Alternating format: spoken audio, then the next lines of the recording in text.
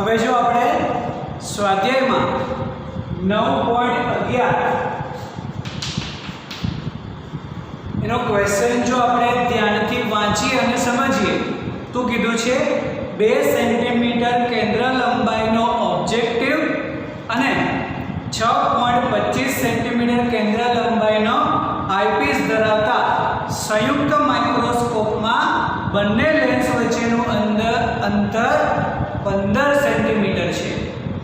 જો અહીંયા આપણે ફક્ત આટલાનો વિચાર કરીએ અને એની આપણે આકૃતિ દોરીએ તો આપણને ઓબ્જેક્ટિવ લેન્સ અને આઈપીસ લેન્સની કેન્દ્ર લંબાઈ આપેલી છે અને બંને લેન્સ વચ્ચેનું અંતર કીધું છે 15 સેન્ટીમીટર।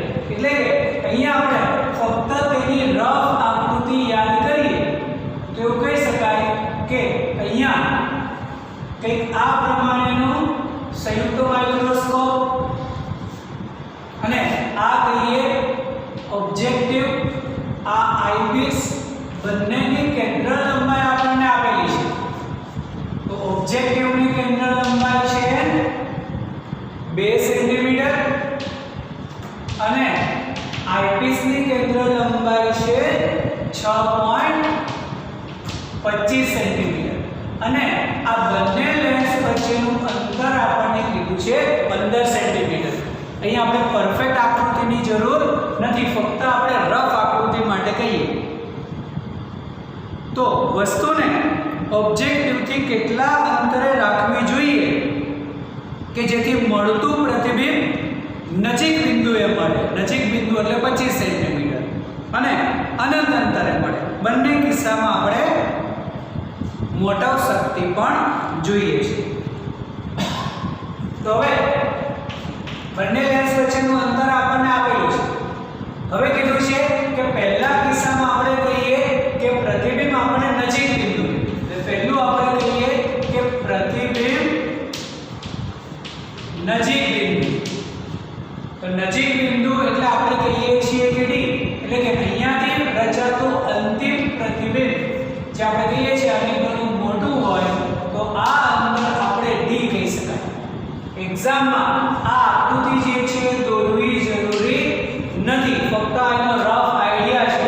આ આકૃતિ તમારે રફ ડાયાગ્રામ તરીકે રફમાં દોરવાનું અને જે આપણે કહીએ છીએ કે ડી અંતર, તો એ ડી અંતર છે 25 સેન્ટીમીટર, સંજ્ઞા પદ્ધતિ મુજબ -25 અને એ અંતર આઈપીસ માટે પણ કહી શકાય, એટલે કે ડી અને વીઈ થશે -25 સેન્ટીમીટર। આ પહેલા કિસ્સામાં અને પછી કીધું છે કે અનંત અંતરે હોય ત્યારે પણ આપણે કહીએ કે અહીંયા આપણે વસ્તુને કેટલા અંતરે મૂકીએ, એટલે આપણે જોઈએ છે યુઓ કે આપણે વસ્તુને કેટલા અંતરે મૂકીએ તો અંતિમ પ્રતિબિંબ આપણે નજીક બિંદુએ મળે। પહેલા એ કેસનો વિચાર કરીએ કે જ્યારે બંનેની કેન્દ્ર લંબાઈ આપણને આપેલી છે તો અહીંયા આનું પ્રતિબિંબ આપણે વચગાળામાં ક્યાંક અહીંયા મળે છે એવું કહી શકાય। તો અહીંયાથી આ અંતર જે આઈપીસ માટેનું વસ્તુ અંતર થશે અને અહીંયાથી આ અંતર કે જે ઓબ્જેક્ટિવ માટે થશે પ્રતિબિંબ અંતર। જો આ બંને અંતર આપણને મળી જશે, એ બંનેનો આ બંને અંતર મળે ત્યારે આપણને વસ્તુ કેટલા અંતરે મૂકવી હોય તે મળે। તો આપણે અહીંયાથી શરૂઆત કરવી પડશે કેમ કે આપણને આપેલું છે VE, તો VE છે આપણી પાસે આ અંતર અને તેની કેન્દ્ર લંબાઈ છે આઈપીસ માટે, તો તેનું વસ્તુ અંતર મળશે। એટલે એવું કહી શકાય કે આઈપીસ લેન્સ માટે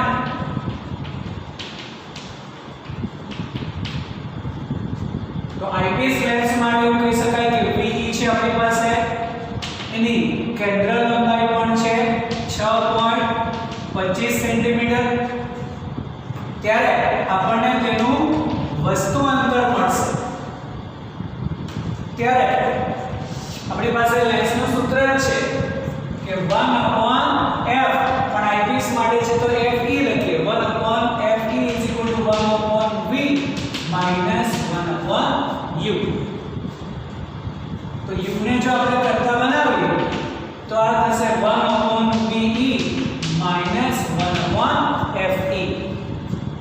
હવે અહીંયા આ જે છે માઈનસ તો માઈનસ 25 સેન્ટીમીટર અને આ ધન છે એટલે પ્લસ માઈનસ આ તો માઈનસ રહેવાનું 6.25 જે થશે 1/UE.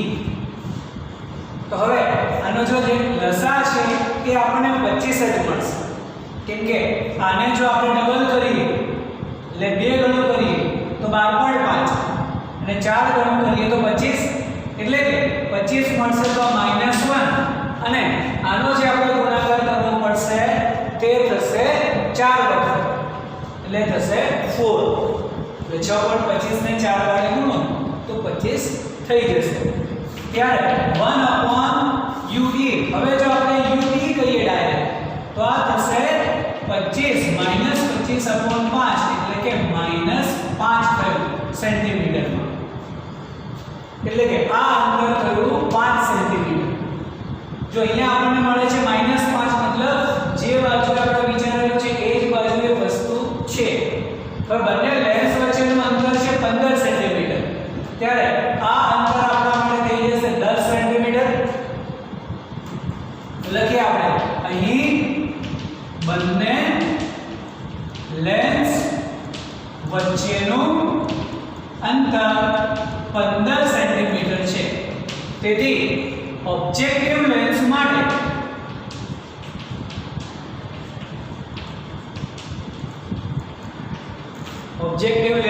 શું કહી શકાય કે VO એ થશે 15 -5 સેન્ટીમીટર એટલે એ થશે 10 સેન્ટીમીટર.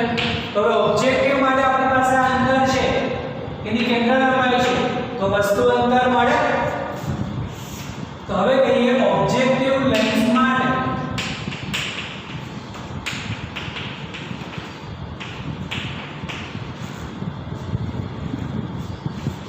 કેન્દ્ર લંબાઈ છે 2 સેન્ટીમીટર. તેનું પ્રતિબિંબ અંતર આપણને મળે છે 10 સેન્ટીમીટર. તો તેના માટે આપણે વસ્તુ અંતર જોઈએ છે. તો કહી શકાય કે 1/N = 1/V - 1/U ઓબ્જેક્ટિવ માટે છે એટલે FO VO અને U બોલ. તો 1/U ને જો કરતા બનાવીએ તો થશે 1/V - 1/F. બધી જ કિંમતો મૂકીએ તો આ છે 10 આ છે 2 લસા લઈએ તો 10 એટલે કે 1 - 5 એટલે કે વસ્તુ અંતર થશે -10/4 એટલે કે 5/2 -2.5 સેન્ટીમીટર. આ માઈનસ મળે છે મતલબ આ બાજુએ મળશે જે બાજુ આપણે અંતિમ પ્રતિબિંબ માઈનસ લીધું છે એ જ બાજુએ આપણને વસ્તુ એટલે કે આકૃતિ મુજબ આ જે છે આપણે રફમાં યાદ કરવી પડે. આકૃતિ પરફેક્ટ આકૃતિની જરૂર નથી.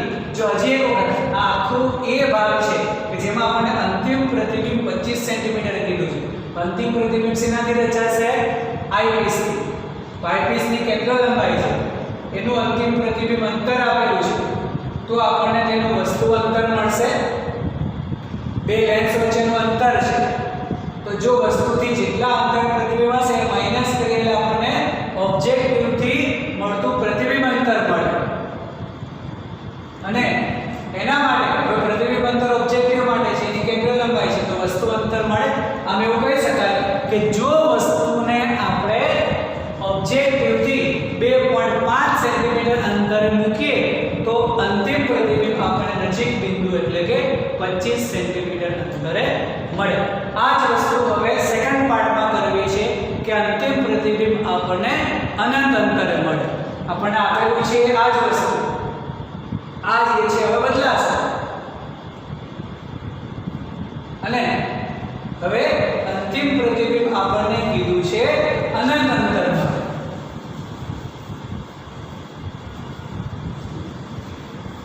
પ્રોસેસ આપણે આ જ કરીએ પણ અહીંયા કીધું છે અંતિમ પ્રતિબિંબ અનંત અંતરે એટલે કે v પણ અનંત અંતરે. તો જો આપણને v એટલે કે અંતિમ પ્રતિબિંબ અનંત અંતરે મળતું હોય તો વસ્તુ જે છે એ વસ્તુ એટલે કે આઈપીસ માટે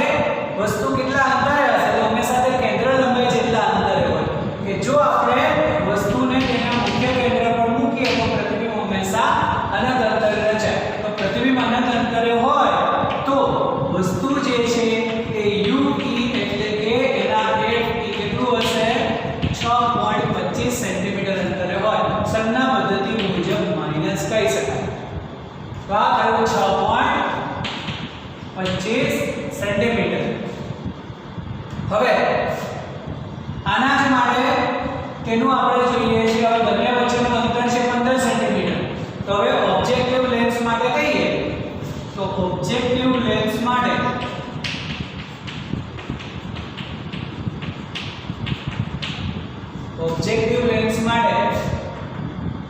તેનું પ્રતિબિંબ અંતર VO કહી શકાય 15 - 6.25.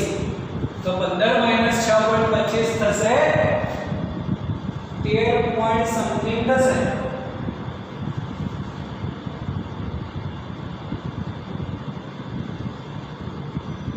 Sorry 8.75 centimetre. 8.75.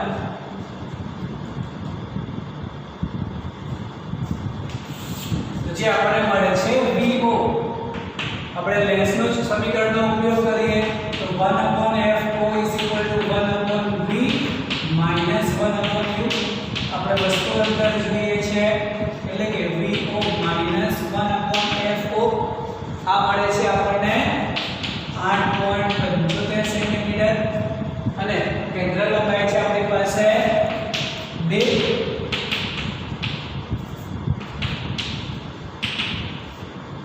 તો જો અહીંયા આપણે આનો લસા લઈએ તો આ થઈ જશે 2 - 8.75/2 * 8.75. એટલે કે વસ્તુ અંતર થશે 2 * 8.75 આ જે છે માઈનસ થઈ જશે -6.75. તો આનો જો આપણે કેલ્ક્યુલેશન કરીએ તો એ કેલ્ક્યુલેશન મુજબ આપણને મળશે -2.59 સેન્ટીમીટર. જો આપણે વસ્તુને ઓબ્જેક્ટિવ થી 2.59 સેન્ટીમીટર અંતરે મૂકીએ તો અંતિમ પ્રતિબિંબ આપણને અનંત અંતરે મળે. હવે આ બંને કિસ્સામાં આપણે મોટવણી પણ જોઈએ છે. એટલે કે આપણે એક કિસ્સો યાદ કરીએ તો એમાં મોટવણીનું સમીકરણ હંમેશા આપણે MO * ME અને નજીક બિંદુ માટે આપણે કહીએ છીએ કે V/U આના માટે 1 + V/FE. તો પહેલા કિસ્સામાં આપણને જે V અને U મળે છે એ યાદ કરો. તો એક છે 10, આ 2.5 મળે છે, આ 25 આપણને કીધું છે અને એની કેન્દ્ર લંબાઈ છે 6.25. તો આની ગણતરી કરો તો એ છેલ્લો આપણને મોટવણીનો આન્સર મળશે 20. એટલે કે 20 ગણું પ્રતિબિંબ મોટું મળશે. આ જ રીતે આ કિસ્સામાં જો આપણે કહીએ અનંત અંતર માટે તો અનંત અંતર માટે MO * ME અહીંયા તો થશે V/U. હંમેશા આ જે કંઈ પણ મોટવણીમાં મૂકીએ ત્યારે હંમેશા તેની વેલ્યુ મૂકવાની એટલે કે તેનું ધન અંતર ગણવાનું. ઇન્ટુ અનંત અંતર માટે હંમેશા D/FE. તો આના માટે આપણી પાસે VO છે 8.75, U જે આપણને મળે છે 2.59. હવે અહીંયા અનંત અંતર છે પણ લેવાનું આપણે નજીક બિંદુ માટેનું અંતર 25 સેન્ટીમીટર અને FE જે છે 6.25 સેન્ટીમીટર. ત્યારે તેની આપણને મોટવણી મળશે 13.5 સેન્ટીમીટર. સોરી, સેન્ટીમીટરની મોટવણી હંમેશા એકમ રહિત હોય તો 13.5 ગણું આપણને પ્રતિબિંબ મળે છે એવું કહી શકાય. બંને કિસ્સામાં મોટવણી પણ કીધી છે. તો ફરી વખત આપણે કહીએ તો જે આપણને અંતિમ આપેલું હોય એ FE માટે કહી શકાય. તો એની કેન્દ્ર લંબાઈ છે એનું પ્રતિબિંબ અંતર છે તો એનું વસ્તુ અંતર મળે એ મળશે. આખું અંતર આપણને આપેલું છે એટલે ઓબ્જેક્ટિવનું પ્રતિબિંબ અંતર મળે, એની કેન્દ્ર લંબાઈ છે એટલે વસ્તુ અંતર મળશે. બંનેમાં આપણે આ જ કિસ્સો યુઝ કરવાનો છે. ફક્ત નજીક બિંદુ માટેનું અંતર મોટવણી છે 1 + D/FE અને અંતર માટે છે D/FE. આ મુજબ બંનેની આપણને મોટવણી પણ મળે. આ જ મુજબ જો આપણે કહીએ તો 9.12 જે છે એ આના જેવો જ છે, થોડો ઘણો જગ્યામાં ફેરફાર છે એ આપણે નોંધીએ. તો વાંચો કે 9.12 ની અંદર શું આપેલું છે? ક્વેશ્ચન તો આપેલો જ છે, પણ ક્વેશ્ચનમાં શું આપેલું છે તે વાંચો. તો સામાન્ય બિંદુ આપણને કીધું છે 25 સેન્ટીમીટર ધરાવતો એક વ્યક્તિ 8 mm કેન્દ્ર લંબાઈ વાળા ઓબ્જેક્ટિવ અને 2.5 કેન્દ્ર લંબાઈ આઈપીસ ધરાવતો સંયુક્ત માઇક્રોસ્કોપ વડે ઓબ્જેક્ટિવથી 9 મિલીમીટર દૂર રાખેલી વસ્તુને સ્પષ્ટ પ્રતિબિંબ મેળવે છે. તો બંને લેન્સ વચ્ચેનું અંતર જોઈએ છે અને મોટો શક્તિ પણ આપણે જોઈએ છે. તો આગળ જે આપણે કીધું એના જેવું જ અહીંયા જોઈએ છે આપણે બંને લેન્સ વચ્ચેનું અંતર. એટલે આની આકૃતિ જો આપણે પાછી યાદ કરીએ તો ઓબ્જેક્ટિવ અહીંયા ક્યાંક આપણે કહીએ આઈપીસ હોઈ શકે. બંનેની કેન્દ્ર લંબાઈ આપણને આપેલી છે FO. ઓબ્જેક્ટિવ જે છે એ 8 mm, તો એને જો આપણે સેન્ટીમીટરમાં ફેરવવું હોય તો 0.8 સેન્ટીમીટર કહી શકાય. અને આઈપીસ ની કેન્દ્ર લંબાઈ આપણને આપેલી છે 2.5 સેન્ટીમીટર, એટલે કે FE 2.5 સેન્ટીમીટર નો આઈપીસ. અને ઓબ્જેક્ટિવ થી 9 મિલીમીટર દૂર રહેલી વસ્તુનું પ્રતિબિંબ મેળવે છે. એટલે કે અહીંયા આ જે આપેલું છે તે 9 mm જે થશે UO, જે કહી શકાય સંજ્ઞા પદ્ધતિ મુજબ -9, તો એ થશે -0.9 સેન્ટીમીટર.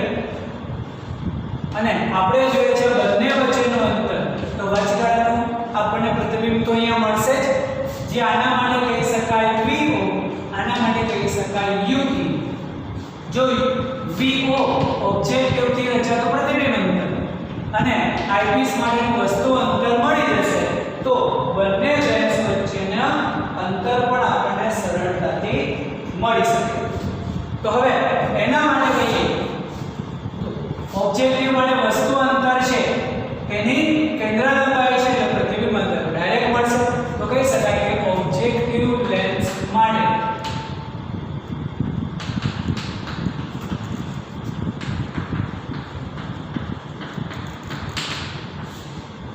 ઓબ્જેક્ટિવ લેન્સ માટે આપણે જો કહીએ તો વસ્તુ અંતર UA -0.9 સેન્ટીમીટર અને એની કેન્દ્ર લંબાઈ છે 0.8 સેન્ટીમીટર. તો એના માટે આપણે પ્રતિબિંબ અંતર જોઈએ છે. તો 1/f = 1/v - 1/u, એટલે કે 1/v = 1/f પ્લસ 1/u. તો અહીંયા કેન્દ્ર લંબાઈ છે 0.8 અને વસ્તુ અંતર છે 0.9.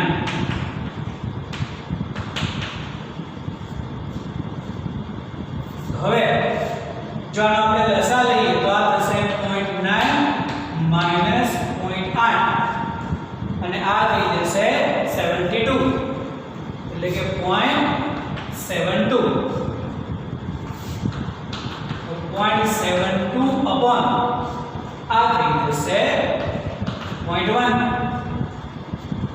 એટલે કે 0.9 - 0.8 તો 0.1.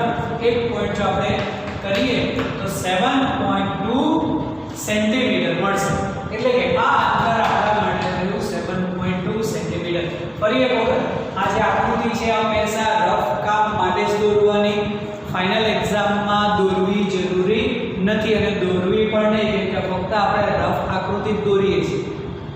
એટલા માટે આ રફમાં આપણે યાદ કરવાની, તેનું અંતર ત્યાં લખતું જવાનું, તો ખબર પડશે કે હવે કઈ રીતે આગળ વધવું. તો હવે UV આપણે જોઈએ છે, આઈપીસ માટેનું વસ્તુ અંતર જોઈએ છે. ત્યારે આપણને કીધું છે કે તેમાં પ્રતિબિંબ સ્પષ્ટ પ્રતિબિંબ મેળવી શકે. તો સ્પષ્ટ પ્રતિબિંબ મતલબ અંતિમ પ્રતિબિંબ જ્યારે પણ તે નજીક બિંદુ એટલે કે 25 સેન્ટીમીટર અંતરે રચાય તો જ તે સ્પષ્ટ પ્રતિબિંબ આપણે તેનું જોઈ શકાય. હવે આપણે કહીએ આઈપીસ માટે. તો આઈપીસ માટે એવું કહી શકાય કે V એટલે કે D એટલું -25 સેન્ટીમીટર. એના માટેની કેન્દ્ર લંબાઈ આપણને આપેલી છે કે 2.5 સેન્ટીમીટર. તો એના માટે આપણે જોઈએ છે તેનું વસ્તુ અંતર. તો લેન્સનું સમીકરણ છે આપણી પાસે. તો 1/u is equal to 1/p minus 1/fe. આ થશે -25 સેન્ટીમીટર.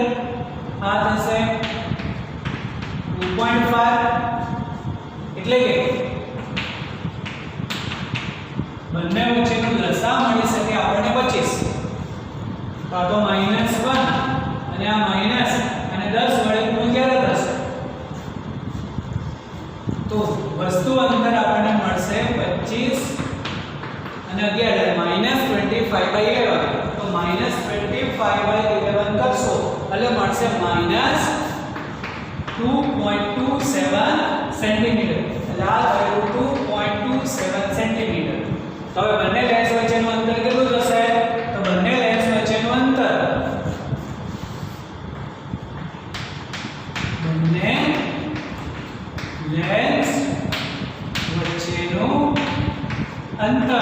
એટલે કે બંનેનું ધન જે મૂલ્ય છે એનો સરવાળો આવશે. એટલે કે 7.2 અને 2.27 એટલે થશે 9.47.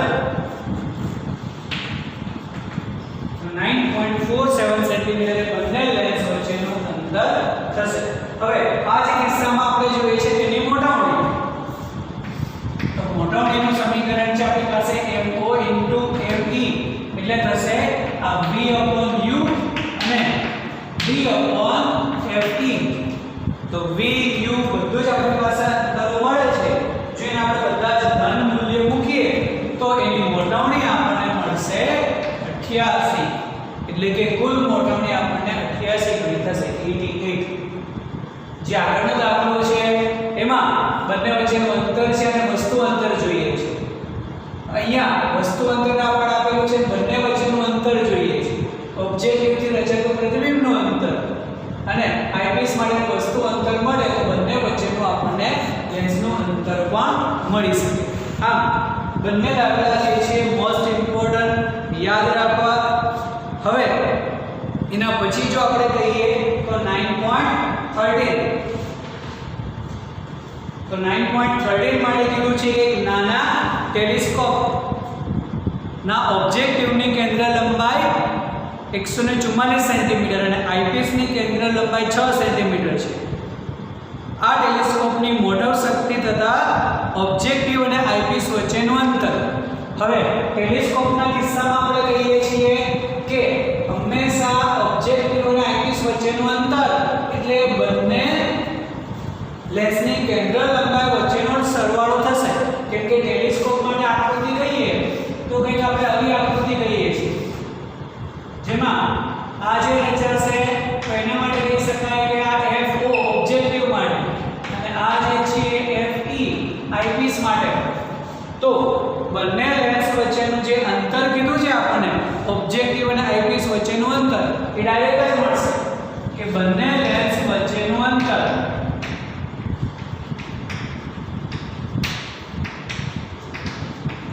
કેવાનું ટેલિસ્કોપ માટે બંને લેન્સ વચ્ચેનું અંતર થશે FO પ્લસ FE એટલે 144 અને બીજું આપણને આપેલું છે 6 સેન્ટીમીટર એટલે થશે 150 સેન્ટીમીટર. અને એની જોઈએ છે આપણે મોટર શક્તિ.